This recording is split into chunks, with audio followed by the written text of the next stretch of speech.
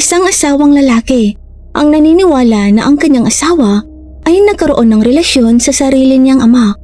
Iginiit niya na ang kanilang panganay na anak na babae ay hindi niya tunay na anak, kundi bunga ng isang kasuklam-suklam na relasyon sa pagitan ng kanyang asawa at ng kanyang ama. Nanatili ang hinalang ito sa loob ng 10 taon hanggang sa tuluyan nitong humantong sa karahasan.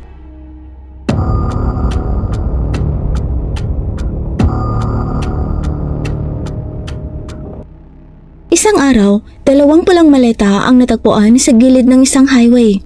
Sa loob ng mga ito ay ang pinagputol-putol na labi ng isang babae. Sa ilalim ng mga bahagi ng katawan ay may isang piraso ng papel na may sulat sa kamay na mensahe. Ang kabayaran ng isang babaeng malandi. Makalipas ang 7 araw na aresto ang salarin. Nabigla ang mga investigador sa kanyang pag-amin. Hindi lamang dahil sa kalupitan ng krimen, kundi dahil sa nakakagambalang ugnayan ng pamilya na nasa likod nito. Noong December 20, 2006, sa kahabaan ng Provincial Road 101 sa Suzhou, probinsya ng Anhui, China, natagpuan sa gilid ng kalsada ang 2 pulang maleta, 2 itim na plastic bag at isang backpack ng bata. Napansin ng isang babaeng dumaraan ng mga ito at nilapitan dahil sa pag-uusisa. Ngunit nang siya lumapit, isang matinding mapahong amoy ang pumigil sa kanya. Ang lalaking kasama niya ang nagbukas ng isa sa mga maleta. Sa loob ay ang itaas na bahagi ng katawan ng tao. Wala itong ulo, mga braso at mga binti. May 2 malalalim at dugong-dugong hiwa sa bahagi ng dibdib. Agad nila itong ipinaalam sa pulisya. Dumating ang mga pulis at inalis ang itaas na torso. Sa ilalim nito ay natagpuan nila ang isang piraso ng papel na may 5 sulat kamay na karakter sa wikang Chino. Ang kabayaran ng isang babaeng malandi. Nang buksan ng pulisya ang mga itim na plastic bag at ang backpack ng bata, natagpuan naman ang ibabang bahagi ng katawan, parehong braso, parehong binti at ang mga lamang loob. Matapos buuin muli ang mga labi, kinumpirma ng mga forensic examiner na babae ang biktima. Nawawala ang kanyang ulo, mga suso at maselang bahagi ng katawan. Sa isang bulsa sa gilid ng isa sa mga bag, natagpuan ng pulisya ang isang pulgadang itim at puting litrato ng isang lalaking nasa early 30s. May maikling buhok, makapal na kilay at malalaking mata. Na-recover din ang mga damit ng babae na may bahid ng dugo, pati ilang damit ng mga bata. Dahil sa sinadyang pagsira sa mga suso at maselang bahagi ng katawan ng biktima, pinaghihinalaan ng mga investigador na ang krimen ay bunga ng matinding personal na galit o motibong sexual. Ang litratong natagpuan kasama ng mga labi ay naging mahalagang ebidensya. Nagtaka ang pulisya kung bakit may litrato ng isang lalaki na iniwan sa tabi ng bangkay. Isang special task force ang binuo. Ipinasok ang litrato sa lokal na database ng mga residente na nagbigay ng 26 possible match. Ipinadala ang mga pangkat upang siyasatin ng bawat isa, habang ang ibang pulis ay nag-ikot sa lugar. Karamihan sa mga pinaghihinalaan ay agad na naalis sa listahan dahil sa matibay na alibay o kawalan ng kaugnayan sa krimen. May isa pang mahalagang lead mula sa mga saksi na nagsabing nakakita sila ng isang driver ng taxi na nagtatapon ng mga maleta ng umaga na yun. Dahil sa makapal na hamog, hindi nila nakilala ang driver o ang plaka ng sasakyan. Nag-anunsyo ang pulisya ng gantimpalang 100,000 yuan o humigit kumulang 800,000 pesos sa kasalukuyan para sa anumang impormasyong may kaugnayan sa suspect o sa lalaking nasa litrato. Kasabay nito, inilabas nila sa media ang mga detalye ng kaso. Ipinakita ang mga na-recover na mga damit at humingi ng tulong sa publiko upang makilala ang biktima. Makalipas ang 4 na araw, isang matandang manggagawa sa gasolinahan ang tumawag sa pulisya. Nakilala niya ang lalaking nasa litrato bilang isang driver ng taxi na madalas magpakarga sa kanilang istasyon. Tugma ito sa mga ulat ng mga saksi. Kinumpirma ng pulisya ang pagkakakilanlan ng lalaki. Siya ay si Zhu Daping, ipinanganak noong 1971. Siya ay tubong Baishan Village, Langkan Town, Yongxiao District, lungsod ng Suzhou. Noong 2004, dahil sa alitan sa kanyang mga magulang at sa pamilya ng kanyang nakababatang kapatid, lumipat siya sa Suzhou kasama ang kanyang asawang si Hong Lian at ang kanilang 2 anak na babae. Pagkatapos lumipat, nagkaroon si Zhu Daping ng relasyon sa isang 32 years old na babaeng may asawa na nagngangalang Zhu Chen. Upang maipagpatuloy ang relasyon, umupa siya ng isang hiwalay na silid para sa kanyang kirida. Ang kanyang asawa na si Hong Lian ay nagtatrabaho noon sa Hangzhou. Bumalik siya sa Suzhou noong December 18 at mula sa araw na yon, hindi na siya muling nakita. Iniulat din ng homeroom teacher ng panganay na anak na babae na noong huling bahagi ng October 2006, inayos ni Daping ang mga papeles upang ilipat sa ibang paaralan ang kanyang panganay na anak na si Zunan. Pagkatapos nito, ni ang mga guro ni ang mga kaklase ay hindi na muling nakita ang bata. Maging ang kanilang 3 taong gulang na bunsong anak na babae ay bigla ring nawala ng walang anumang bakas. Si Daping ay may kirida habang ang kanyang asawa ay misteryosong naglaho. Ang lahat ng ito ay tumugma sa pagsusuri ng task force na ang krimen ay may motibong romantiko o emosyonal. Agad siyang itinuring ng pulisya bilang pangunahing sospek at pansamantalang kinumpirma na ang pinagputol-putol na bangkay ng babae ay malamang na si Hong Lian. Noong December 26, 2006, natunto ng task force ang pinagtataguan ni Daping at ng kanyang kirida na si Zhu Chen. Bagamat wala roon si Daping ng panahong yun, dinakip ng pulisya si Zhu Chen at dinala para sa investigasyon. Sa simula, labis na umiwas si Zhu Chen sa mga tanong. Iginiit niyang wala siyang alam at mariing itinanggi na may kakilala siyang nagngangalang Daping. Gayunpaman, agad na nakalap ng task force ang ebidensyang naglantad sa kanyang mga kasinungalingan. Sa loob ng silid, hindi lamang natagpuan ng pulisya ang mga intimate na litrato ni Zhu Chen at Daping, kundi pati isang kahina-hinalang sulat kamay na note. Matapos ang forensic analysis, kinumpirma ng mga investigador na ang sulat kamay sa note na ito ay tumutugma sa sulat kamay ng sulat na natagpuan sa pinangyarihan ng krimen. Iisang tao ang sumulat ng 2 mensahe. Sa harap ng ebidensya, wala nang nagawa si Zhu Chen kundi aminin ng katotohanan. Inamin niyang si Daping ang sumulat ng parehong mga mensahe at isinalaysay ang lahat ng kanyang nalalaman. Ayon kay Zhu Chen, noong December 20, 6 na araw bago siya maaresto, dumating si Daping at diretsahang hinarap siya. Sinabi nito na pinatay na niya ang kanyang asawa na si Hong Lian at nais nitong tumakas silang dalawa. Nang marinig ito, labis na natakot si Zhu Chen. Hindi niya kinayang tumakas kasama ang isang mamamatay tao. Sa matinding panik, gumawa siya ng mga dahilan. Dali-daling inalis ang suot na kwintas na ibinigay sa kanya ni Daping. Inilagay ito sa kamay ni Daping at sinabing gamitin bilang pamasahe at hinimok itong tumakas ng mag-isa. Nang tumanggi ang kanyang kirida na sumama sa kanya, hindi na nagpumilit si Daping at mag-isa na lamang na bumiyahe patungong Shanghai. Dahil hindi niya isiniwalat sa kirida ang eksaktong lokasyon niya sa Shanghai, agad na nagpadala ang task force ng 3 pulis doon at inabisuhan ang lokal na otoridad upang tumulong sa paghahanap. Samantala, ang mga pulis na naiwan sa Suzhou ay nagpatuloy sa investigasyon at kalaunan ay natunton ang inuupahang silid ni Zhu Daping at ng kanyang asawa. Sa loob nito, natagpuan ang napakadaming bahid ng dugo, isang kutsilyong ginagamit sa pagkatay ng baboy na puno ng dugo, isang nylon na lupit at mga piraso ng laman ng tao na hindi pa naitatapon. Kinumpirma ng task force na ang lugar na ito ang pangunahing pinangyarihan ng krimen. Kasabay ng pagkawala ng 2 anak na babae, teorya ng mga investigador na ang 2 bata ay pinatay na rin. Noong December 27, ang ika-7 araw mula nang mangyari ang krimen, naaresto ng pangkat sa Shanghai si Daping habang nagtatago sa isang construction site. Sa oras ng kanyang pag-aresto, kapansin-pansin ang kanyang pagiging kalmado. Hindi siya nanlaban at tahimik na sumama sa pulisya pabalik sa Suzhou. Pagkatapos maibalik sa Suzhou, inimbestigahan at inintirugan ng mga otoridad si Daping. Hindi siya tumanggi sa alinman sa mga paratang at hayagan niyang inamin na ang biktima ay ang sarili niyang asawa na si Hong Lian. Inamin din niya na ang kanyang asawa at 2 anak na mga babae ay pinatay niya gamit ng sarili niyang mga kamay. Ngunit ang sumunod niyang sinabi ang nagdulot ng matinding kilabot sa lahat ng naroon. Ayon sa kanya, ang kanyang pinakamalaking pagsisisi sa buong buhay niya ay ang hindi niya napatay ang sarili niyang ama. Sa sandaling yun, tuluyang nabigla ang lahat. Isang lalaking nagtaksil, pumatay sa asawa at mga anak. Ngunit ang isipan ay nakatuon pa rin sa pagnanais na patayin ang sariling ama.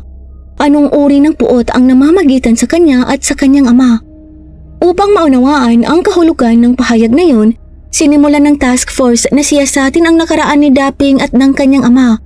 Ang kanilang natuklasan ay nagpakitang ang malalim na galit na ito ay nagsimulang mapuo ilang dekada na ang nakalilipas. Matapos ipanganak si Daping, naging abala sa trabaho ang kanyang mga magulang, kaya't pinalaki siya ng kanyang lolo't lola sa ama. Mula pagkabata, labis siyang pinalayaw. Ano man ang gusto niya ibinibigay agad. Dahil dito, unti-unting nahubog ang kanyang pagkatao bilang makasarili, mayabang at walang malinaw na pag-unawa sa tama at mali. Nang siya ay 5 o 6 na taong gulang, matapos magkaroon ng ikalawang anak ang kanyang mga magulang, ibinalik siya upang manirahan ng kasama nila. Ang kanyang ama na si Zufu ay isang guro sa elementarya na kilala sa pagiging mahigpit. Nang makita nito ang masasamang ugali ng anak, nagpatupad siya ng maraming alituntunin. Ang higit na hindi matanggap ni Daping ay ang palaging pagbibigay daan sa kanyang nakababatang kapatid.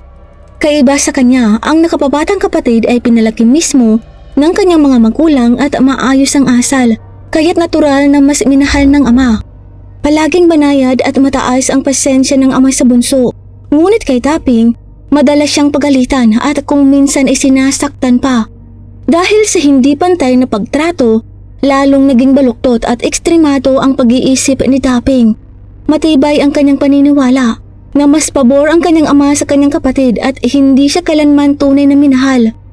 Noong 1993 sa pagsasaayos ng kanyang ama, ikinasal ang 22 years old na si Daping sa kanyang kaklase noong high school na si Hong Lian.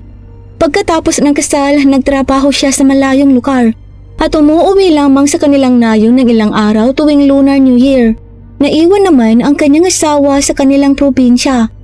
Noong 1996, habang nagtatrabaho si Daping sa malayo, isinilang ang kanilang panganay na anak na babaeng si Zunan. Pagkatapos ng 3 taong pagsasama, dapat sana'y isang masayang pangyayari ito. Ngunit sa halip kabaligtaran ng nangyari. Hindi lamang siya hindi natuwa. Si Daping ay labis na nagalit. Buo ang kanyang paniniwala na ang kapanganakan ng bata ay bunga ng pagtataksil ng kanyang asawa. Ang dahilan nito, matapos ang kasal at matagal na hindi nagbuntis si Hong Lian, nagpasuri si Daping sa doktor. Sinabihan siya ng doktor na may problema ang kanyang vas deferens o tubong lagusan ng tamod at hindi kayang magkaanak. Dagdag pa rito ang mga chismis ng mga kapitbahay na nagsasabing ang bata raw ay bunga ng bawal na relasyon sa pagitan ng kanyang ama at ng kanyang asawa.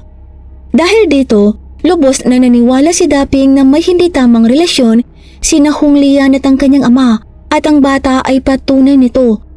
Sa katotohanan, sumailalim pa kalaunan si Daping sa isa pang pagsusuri at nalaman na hindi naman siya ganap na baog. Mababa lamang ang survival rate ng kanyang similya. Gayunpaman, matigas niyang tinanggihan ang katotohanan at patuloy na iginiit na hindi niya anak ang bata. Matapos niyang paniwala ang hindi kanya ang anak, tuluyan nang nawalan ng kontrol si Daping. Paulit-ulit niyang hinarap ang kanyang asawa. Hinihingi ang katotohanan kung nagkaroon nga ba ito ng relasyon sa kanyang ama at kung siya ba talaga ang ama ng kanilang anak. Sa harap ng mga paratang, hindi direktang sumagot si Hong Lian. Malamig lamang niyang sinabi, kung ang pananakit o pagsigaw sa akin ang makapagpapagaan ng loob mo, gawin mo. Para kay Daping ang mga salitang yun ay tila isang pag-amin. Ngunit hindi natin dapat kalimutan na ito ay panig lamang ng kanyang kwento. Wala na si Hong Lian at ang mga patay ay hindi na kayang ipagtanggol ang kanilang sarili. Kahit patunay niyang sinabi ang mga salitang yun, hindi natin matitiyak Kung yun ay nasabi dahil lamang sa galit o matinding kawalan ng pag-asa, maaaring ang katotohanan ay tuluyan ng napaon sa ilalim ng obsesyon ni Dapping. Mula noon, unti-unting namuo ang kanyang matinding galit sa ama na pinaniniwalaan niyang nagkanulo sa kanya. Mabilis na nasira ang relasyon ng mag-ama. Umabot pa sa puntong kinamuhian niya ang kanyang ina. Sa paniniwalang kung may relasyon nga ang kanyang ama at asawa, tiyak na alam yun ng kanyang ina at wala itong ginawa upang pigilan sila, kaya't isa rin itong kasabwat. Sa paningin ni Dapping, marami pang ibang paraan na siya ay pinagtaksilan ng kanyang mga magulang at sa lahat ng pagkakataon, palagi raw pinapaboran ng mga ito ang kanyang nakapapatang kapatid. Ang higit na hindi matanggap ni Dapping ay ang malinaw na pagkakaiba ng pagtrato ng kanyang mga magulang sa kanilang mga apo. Labis nilang pinalayaw ang anak na lalaki ng kanyang kapatid, ngunit malamig at wala silang pakialam sa kanyang mga anak na babae. Nang 4 na taong gulang pa lamang ang kanyang panganay na anak na si Zunan, iniwan niya ito sa pangangalaga ng kanyang ina.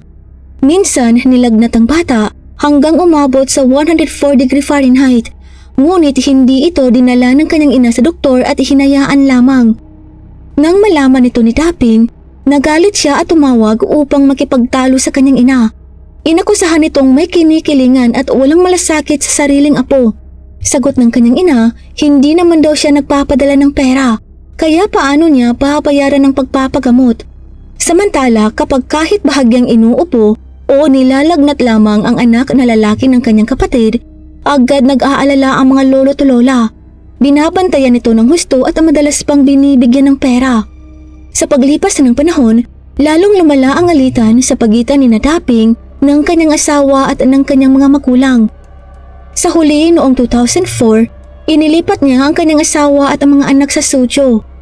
Pagdating sa Suzhou, nag-enroll si Dapping sa isang driving school upang kumuha ng lisensya at magtrabaho bilang driver ng taxi. Doon niya nakilala ang kanyang kirida na si Zhu Qian na 2 taon na mas bata sa kanya. Sa kanyang paningin, mas maganda ito kaysa sa kanyang asawa at mas tunay ang pagmamahal nito sa kanya. Isang beses nang manghiram siya ng pera kay Zhu Qian, kahit kapos din ito sa buhay, hindi ito nag-atubiling magpahiram ng 10,000 yuan o mahigit 80,000 na peso sa kasalukuyan. Hindi rin ito kailanman humiling na gastusan siya ni Dapping. Dahil dito naniwala si Dapping na tunay siyang mahal ni Zhu Qian.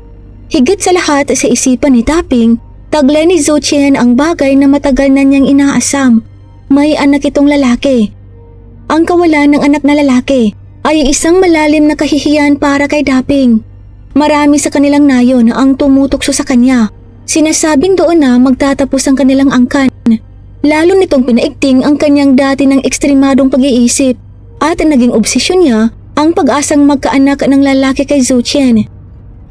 Inamin niya sa kanyang asawa na nakikiapid siya at nagmungkahi ng diborsyo. Ngunit siyempre tumanggi si Hong Lian. May pait niyang binalaan si Dapping na kung maglakas loob itong makipaghiwalay, ilalantad niya sa publiko ang kanyang pagtataksil at sisiguraduhin hindi na ito makapagmamalaki o makakaharap sa mga tao. Mula noon, tuluyan nang nagyelo ang emosyon sa kanilang pagsasama. Masasabing ang lahat ng mga pangyayaring ito ay lalo lamang nagpalalim sa galit ni Dapping sa kanyang mga magulang at sa kanyang asawa. Ngunit ang sumunod na nangyari ang tunay na nagsindi sa matagal nang nagbabagang puot sa kanyang dibdib at nagtanim ng binhi ng pagpatay. Bagamat nabigo siyang patayin ang kanyang ama, nagawa naman niyang patayin ang kanyang asawa at mga anak. Noong 2003, isinilang ang bunsong anak na babae ni Dapping. Matapos ang kapanganakan nito, kapansin-pansing bumuti ang relasyon nilang mag-asawa. Dahil nanatili siya sa tabi ng kanyang asawa sa buong pagbubuntis, tiyak siyang ang bunsong anak ay tunay niyang dugot laman. Lumambot din ang kanyang relasyon sa mga magulang. Paminsan-minsan, dinadala niya ang kanyang asawa at ang mga anak upang bumisita. Nakikipagsalo sa hapagkainan kasama ang kanyang mga magulang at ang pamilya ng kanyang nakababатang kapatid. Ngunit sa tuwing kakain sila ng sama-sama, mulit-muling ipinapakita ng kanyang ama ang malinaw na pagkiling. Palaging nilalagyan ng karne ang mangkok ng apo niyang lalaki, habang nananatiling malamig at walang malasakit. sa dalawang anak na babae ni Daping. Lalong pinatibay nito ang matagal ng paniniwala ni Daping na mas mahal ng kanyang ama ang pamilya ng kanyang kapatid at itinulak pa ang kanyang pag-iisip sa mas ekstremikong direksyon. Sa kanyang isipan, iisa lamang ang ugat ng lahat. Ang kanyang hipag ay may anak na lalaki, samantalang siya ay may mga anak na babae lamang. Kalaunan, hiniling ng kanyang ama na ihatid niya kinabukasan ang kanyang hipag patungong lungsod. Ngunit may nauna ng pangako si Daping sa isang kapitbahay na isasabay niya. Kaya ginamit niya ang dahilan na wala ng sapat na espasyo sa sasakyan upang tumanggi. Ang tila maliit na bagay na ito ang nagpasiklab ng matinding pagtatalo sa pagitan ng mag-ama. Para kay Daping, ang kapitbahay ay matagal nang mabait sa kanya at tumutulong pa sa kanya sa panahon ng kagipitan, kaya hindi niya ito kayang tanggihan. Ngunit hindi ito naunawaan ng kanyang ama. Sa halip, pinagalitan siya nito at inakusahan ng kawalang puso na mas inuuna pa raw niya ang mga tagalapas kaysa sa sariling pamilya. Nagreklamo pa ito na mula nang makaroon si Daping ng sasakyan, palagi na lamang daw siyang nagmamaneho para sa mga taga-nayon at hindi man lang tumutulong sa sariling pamilya. Dahil sa matagal ng kalit, sa malamig na pagtrato sa kanyang mga anak na babae, tuluyan nang sumabog si Daping matapos mapagalitan ng kanyang ama. Gumanti siya ng masasakit na salita. Sinabing hindi marunong maging patas ang kanyang ama. Idineklara na hindi niya ihahatid ang kanyang hipag kahit ano pa ang mangyari at tinawag pa itong isang babaeng malandi. Natapos ang pagtatalo nang walang sino man sa kanila ang handang umatras. Kinabukasan ng umaga, isinakay ni Daping sa kotse ang kanyang asawa, mga anak at ang kapitbahay upang ihatid sa lungsod. Habang nasa kalagitnaan ng biyahe, nakatanggap siya ng tawag mula sa kanyang hipag. Mariin nitong tinanong kung bakit niya ito tinawag na babaeng malandi at may panguuyang pang sinabi na naglalabas lamang daw siya ng kalit dahil naiinggit siya sapagkat ito ay nagkaanak ng lalaki. Nang marinig yun, tuluyan ng sumabog ang galit na matagal nang kinikimkim ni Daping. Pinigil niya ang sarili hanggang maihatid ang kanyang asawa, mga anak at ang kapitbahay sa lungsod. Ngunit agad siyang nagmaneho pabalik sa nayon. Galit siyang sumugod sa bahay ng kanyang nakababatang kapatid. Dinampot ang 3 taong gulang na anak nitong lalaki. Itinaas ito sa ere at nagbantang ihahampas sa sahig hanggang ito ay malagutan ng buhay. Sa matinding takot nagsisisigaw ang bata habang lumuhod ang hipag niya at nagmamakaawa na huwag saktan ng kanyang anak. Nang makita ni Daping na nagmamakaawa na ito at tila napahiya, sinampal niya ang hipag ng ubod lakas ng isang beses. Doon lamang niya ibinapa ang bata. Ngunit hindi pa roon nagtapos ang lahat. Isinisi ni Daping ang buong pangyayari sa kanyang mga magulang. Sa paniniwalang ang labis nilang pagpapabaya at pagkiling ang nagtulak sa kanya sa ganitong kalagayan. Sa matinding galit, kumuha siya ng kutsilyo sa bahay ng kanyang kapatid at tumiretso sa bahay ng kanyang mga magulang, balak silang patayin. Ngunit nang makarating siya roon, wala na isa sa kanila ang naroon. Sumigaw siya sa buong nayon ngunit hindi niya sila makita. Wala siyang nagawa kundi pansamantalang isantabi ang plano. Sa puntong yun, bahagyang humupa ang galit ni Daping. Napagtanto niyang ang pagpatay ay tiyak na magdadala sa kanya sa kulungan. At doon nabuo sa kanyang isipan ang mas kakilakilabot na ideya. Bago niya patayin ang kanyang ama, kailangan muna niyang asikasuhin ng kanyang asawa at mga anak. Ang ibig niyang sabihin dito ay ganito ang kanyang plano. Una, papatayin niya ang panganay niyang anak na babae na pinagdududahan niyang hindi niya tunay na anak. Pagkatapos ibibigay niya ang kanyang bunso na sigurado siyang sa kanyang kiridang si Joe Chien upang palakihin. Nang mapagpasyahan ito, naghanda siya ng lupid at mga pampatulog at bumili ng 3 pulang maleta upang paglagyan ng bangkay. October 25, habang nasa Hangzhou ang kanyang asawa para magtrabaho, isinagawa ni Daping ang kanyang plano. Nagluto siya ng lugaw para sa kanyang 2 anak na babae at lihim na hinaluan ito ng pampatulog. Kinain ng panganay ang lugaw, agad na nakaramdam ng antok at nahiga. Hindi naman kinain ng bunso ang lugaw, kaya matyaga siyang naghintay hanggang sa ito rin ay makatulog. October 26, bandang 4:00 ng madaling araw, kumilos si Daping. Ginamit niya ang nylon na lubid upang sakalin ang kanyang panganay na anak habang ito'y natutulog. Pagkatapos inilagay niya ang bangkay sa trunk ng kanyang taxi. Sumunod, dinala niya ang kanyang 3 taong gulang na bunso sa bahay ni Zhu Qian. Umaasang maiiwan niya roon ang bata. Ngunit tumanggi si Zhu Qian, sinasabing may ina ang bata at hindi niya ito maaaring kupkupin. Matapos tanggihan at marahil ay ituring na rin ang bunso bilang pabigat, tuluyan nang nawala ang pagkatao ni Daping. Dinala niya pabalik ang bata sa bahay at sinakal ito gamit ang lupid. Itinapon din niya ang bangkay ng kanyang bunso sa trunk ng kanyang sasakyan. Pagkatapos nagmaneho siya patungo sa liblib na baryo ng Susay at iniliping ang mga bangkay ng kanyang 2 anak sa lupa sa loob ng lupaing tinitirhan ng kanilang pamilya. Matapos gawin ang lahat ng ito, naramdaman ni Daping na wala na siyang anumang pumipigil sa kanya. Sa wakas, maaari na niyang patayin ang kanyang ama nang walang alinlangan. Nagmaneho siya magdamaga pabalik sa Baishan Village. Ipinarada niya ang sasakyan sa daang araw-araw nilalakaran ng kanyang ama patungong paaralan. Alam niyang bandang 7:00 ng umaga ay daraan ito roon. Yon ang perpektong pagkakataon upang siya'y sagasaan. Noong umaga ng October 27, kaagad matapos ng 7:00, lumitaw ang kanyang ama gaya ng inaasahan. Sa sandaling makita niya ito, todo apak si Daping sa silinyador at humarurot diretso sa ama. Nataranta ang kanyang ama at tumalon sa harang sa harap ng gate ng paaralan, bahagyang nakaligtas sa kamatayan. Nang mapagtanto nitong ang lalaking muntik nang sumagasa sa kanya ay ang sarili niyang anak, agad siyang nagsimulang sumigaw at magmura. Gumanti rin si Daping ng mas mabibigat na mura. Dahil dito nagtipon ang maraming osyosong mga tao. Napagtanto ni Daping na imposibleng patayin ang kanyang ama sa araw na yon. Tumigil siya sa pakikipagtalo, bumalik sa sasakyan at umalis. Matapos patayin ang kanyang 2 anak, nakatanggap si Daping ng tawag mula sa kanyang asawa na nagsasabing nawalan siya ng trabaho at uuwi na. Sa takot na matuklasan nito ang nangyari sa mga bata at isumbong siya sa mga pulis at sa pag-aalala sa banta nitong sirain siya sa publiko, muling sumiklab ang kanyang galit at nagpasya siyang patayin din ng kanyang asawa. December 18, nang dumating ang kanyang asawa sa bahay, napansin ni Daping na may sipon nito at balak uminom ng gamot. Sinamantala niya ang pagkakataon, dinurog ang mga pampatulog at lihim na hinalo sa gamot. Walang kamalay-malay ang kanyang asawa.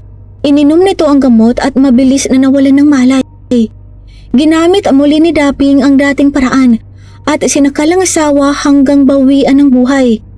Pagkatapos mamatay ang kanyang asawa, napuno si Daping ng matinding galit sa isiping may umano'y relasyon nito sa kanyang ama. Sa matinding puot, pinagputol-putol niya ang bangkay, nilas-las ang mga suso at maselang bahagi ng katawan. Pagkatapos naisip niyang magsulatan ng isang mensahe, ang kabayaran ng isang babaeng malandi, upang tuluyan nitong hiyain. Mas lalo pang nakakakilapot, niluto niya ang mga suso at maselang bahagi ng katawan hanggang lumambot at saka niya kinain. Ayon sa kanya, yun lamang daw ang paraan upang mailabas ang kanyang galit at turuan ng kanyang asawa ng leksyon. December 20, bandang 6:00 ng umaga, minaneho ni Daping ang kanyang taxi patungo sa Provincial Road 101 at itinapon sa gilid ng kalsada ang mga maleta at plastic bag na naglalaman ng mga labi ng kanyang asawa. Pagkatapos nito, nagtungo siya kay Zhu Qian upang magpaalam sa huling pagkakataon bago mag-isa siyang bumiyahe patungong Shanghai kung saan siya nagtagong nagtatrabaho sa isang construction site upang umiwas sa pagkakadakip. Kahit habang tumatakas, naalala pa rin niya na may utang siyang 10,000 yuan kay Zhu Qian, kaya nagpadala siya rito ng mensahe. Nailagay na ako sa nationwide wanted list na may gantimpalang 50,000 yuan. Sa buhay na ito, hindi ko na kayang suklian ng iyong kabutihan. Ang tanging magagawa ko na lamang ay payuhan kang isumbong ako sa pulisya. Sa ganoon, makukuha mo ang gantimpala. Ang pinakaikiнаgulat ng mga tao ay matapos siyang maaresto at isailalim sa interogasyon, hindi lamang buong pag-amin ang ginawa ni Daping tungkol sa malulupit na pagpatay, kundi inamin din niya ang isa pang krimen na ginawa niya 9 na taon na ang nakalipas. Inamin niyang siya mismo ang pumatay sa kapatid ng kanyang asawa ni si Kai Yanli. Noon, wala pang 18 taong gulang si Yanli. Naninirahan siya sa bahay ni Daping habang naghahanda para mag-apply sa isang preschool teacher training program. Dahil madalas siyang dumanas ng matinding pananakit tuwing may regla, si Daping ang karaniwang nagtitimpla ng halamang gamot para sa kanya at minsan ay tinutulungan pa siya sa pag-aaral. Sa paglipas ng panahon, nagkaroon si Daping ng hindi tamang damdamin para sa dalaga. Sa ilalim ng kanyang manipulasyon, nakipagtalik si Yanli sa kanya at nagdalang tao. Nang malaman ni Yanli na siya ay buntis, gusto niyang magpakasal kay Daping. Ngunit mariing tumanggi ang bayaw. Ang makipagtalik sa nakababatang kapatid ng kanyang asawa ay isa ng matinding kahihiyan, lalo pang hindi maisip ang pakasalan nito. Sa halip, nilinlang ni Daping si Yanli. Sinabing kapag natapos na ito sa pag-aaral at umabot sa tamang edad ng pag-aasawa, sa kanya ito pakakasalan. Sa ngayon, aniya, ipalaglag muna nila ang bata. Inakala ni Daping na tapos na ang usapin, ngunit hindi nagtagal, bumalik si Yanli at muling iginiit ang pagpapakasal. Muli siyang tumanggi at galit na nagbanta. Sinabing kung patuloy siyang guguluhin ito, mapipilitan siyang gumawa ng masama. Ngunit hindi natakot si Yanli. Sa halip, nagbanta itong ilalantad ng kanilang iskandalo at sisirain ang reputasyon ni Daping. Nang makita ni Daping ang kanyang pagiging palaban, agad siyang nagpasya na patayin si Yanli at mabilis na itong isinakatuparan. Noong gabi ng April 15, 1997, palihim siyang kumuha ng laso ng daga mula sa kanilang bahay at ibinuhos ito sa mangkok ng lugaw ni Yanli. Mabilis umaksyon ng lason. Matapos kainin ang kalahati ng lugaw, nawalan nito ng malay at bumagsak. Nagkunwari si Daping na nagpapanik at tinawag ang mga kapitbahay upang dalhin si Yanli sa ospital. Ngunit pagdating nila roon, patay na ito. Dahil may kasaysayan si Yanli ng malubhang karamdaman at walang malinaw na palatandaan ng pagkakalason, at dahil kilala si Daping bilang isang maalaga at mabuting bayaw, walang sino man ang naghihinala sa kanya. Kinumpirma lamang ng mga doktor ang kanyang pagkamatay at idiniklara itong sanhi ng biglaang karamdaman. Sa ganitong paraan, nakaiwas si Daping sa pananagutang likal. Tungkol naman sa motibo ng pagpatay kay Yanli, may isa pang paliwanag bukod sa sariling salaysay ni Daping. Matapos siyang maaresto, kinapanayam siya ng mga reporters. Ayon sa kanilang investigasyon, noong panahong nakatira si Yanli sa bahay ni Daping, ginahasa niya ito at nabuntis. At upang pagtakpan ang kanyang krimen, nilaso niya hanggang mamatay ang dalaga. Sa huli, matapos ang pagliliti sa Anhui Provincial People's Court, napatunayang nagkasala si Zhu Daping nang sinadyang pagpatay at hinatulan ng bitay. Sa paglilitis, nang tanungin ng hukom kung may huli siyang kahilingan, walang emosyon niyang sinabi na nais lamang niyang makita si Zhu Qian sa huling pagkakataon. Tinanggihan ito ng hukom at sinabi na ang tanging mapapakinggan niya ay ang naitalang pahayag ni Zhu Qian mula sa istasyon ng pulisya. Samantala, si Zhu Qian ay hinatulan ng 1.5 taong pagkakakulong dahil sa pagtatago ng krimen. Noong hapon ng February 3, 2008, isa na katuparan ang hatol na kamatayan kay Zhu Daping. Tungkol naman sa misteryo ng pagiging ama ng panganay na anak, matapos maaresto si Daping, hinukay ng mga investigador ang bangkay ng mga bata at isinailalim sa DNA testing. Lumabas sa resulta na ang panganay na anak ay tunay na biyolohikal na anak ni Daping. Ngunit marahil kahit nalaman niya ang katotohanan, hindi pa rin siya makakaramdam ng pagsisisi, sapagkat ang tunay niyang motibo ay hindi pagtataksil. Ito ay sukdulang kasakiman ng isang lalaking itinuring ang kanyang asawa at mga anak bilang mga hadlang sa landas niya patungo sa isang bagong buhay. Pinatunayan nito ang kanyang mga huling salita tungkol sa kanyang kirida na si Zhu Qian. Kung hindi niya ko pakakasalan, tiyak papatayin ko rin siya. Ito lamang po para sa araw na ito. Maraming salamat po sa pagsubaybay. At para po sa early access sa ating mga upcoming videos, join po kayo sa ating Crimes in Tagalog Stories Fam. Nasa description po sa ibaba ang link. Ito lamang po para sa araw na ito. Magkita po tayo sa susunod na kwento. At sa muli, mag-ingat po tayong lahat. Paalam!